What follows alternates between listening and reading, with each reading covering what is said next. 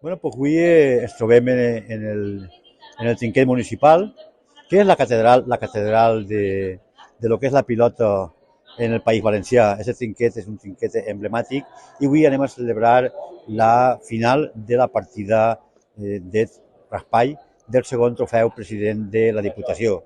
Anem a veure com estan les partides. Sí que és de veres que les jugadores són jugadores de primer nivell, jugadores d'èlite, i que avui van a fer-nos disfrutar als amants de la pilota valenciana, concretament en la modalitat de raspall.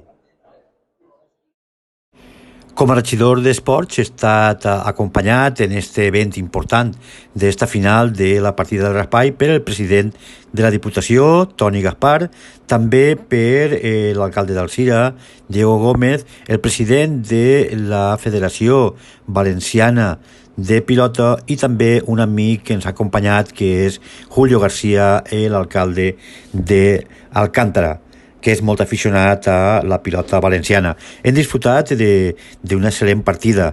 Hem pogut veure com el que era la part de l'escala en el trinquet estava de gom a gom, abarrotar d'aficionats i aficionades que han volgut acompanyar-nos esta vesprada de pilota. Una vesprada de pilota molt, molt interessant.